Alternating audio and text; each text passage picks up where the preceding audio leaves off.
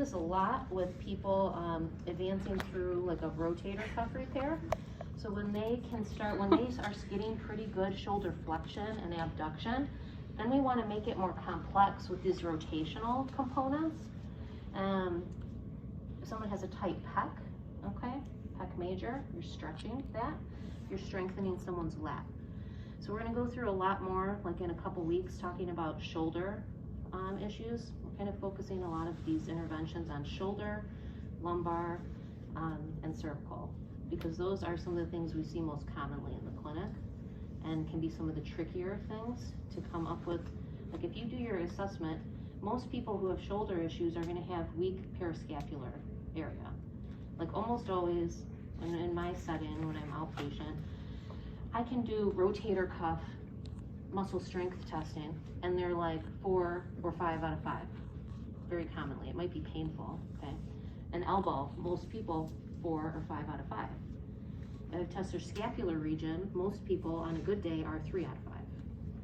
So it's all this importance of we have to strengthen the scapular region, and all movements, right, are controlled proximally. We need proximal strength and stabilization to prevent distal injuries, even wrist and elbow and hand, okay?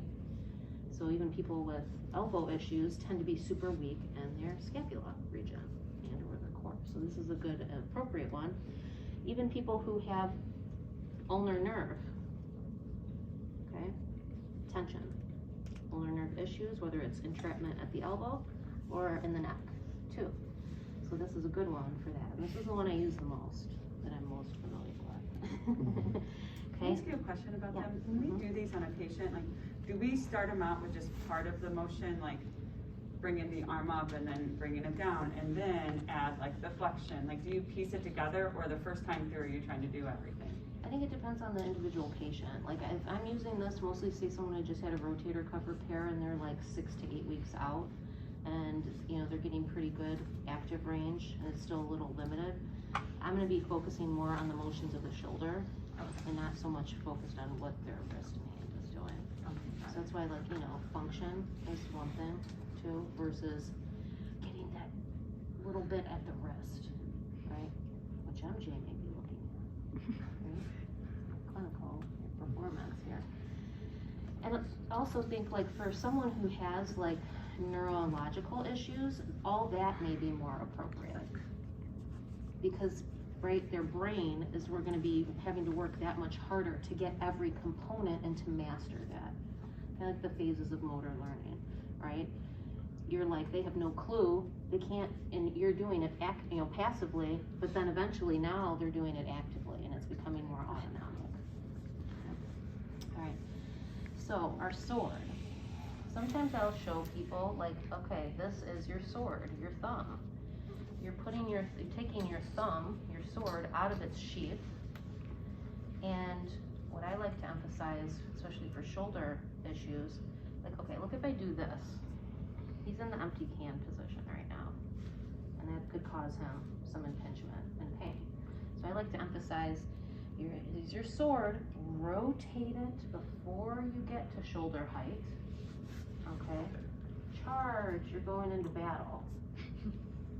Okay, so this one's easier to at least start getting them, like knowing the proper movement. Thumb out of its sheath, okay, because you're internally rotated at the shoulder. Elbow is technically more flexed in this position, okay? And then elbow's extended, okay? You're going away from your thumb, okay? And then you're going to your thumb side, because you're flicking that thumb back into its sheath, okay? Away from the thumb. You can use, like, you know, I use a lot with like my stabilize with like my hip and my leg too in the clinic, so I'm not just overly using my arms. So you can kind of see I'm like, my pelvis is parallel to his arm. And then I can stabilize with my torso too. And I'm just kind of pivoting my feet away with his hand. Look the wrist.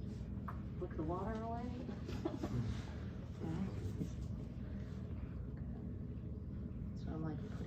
my pelvis towards his pelvis, my pelvis towards his pelvis.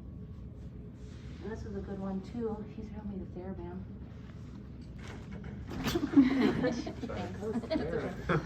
So this one's I like too, because now you're gonna hold the band here. And now he's doing some isometric strengthening on this side, right? Working on good posturing, right? And then he can start doing it. Like so. Stretch his pecs, strengthen his lower trap. And you can do it with them till they get the feel of it, and they're not doing something funky, especially doing this externally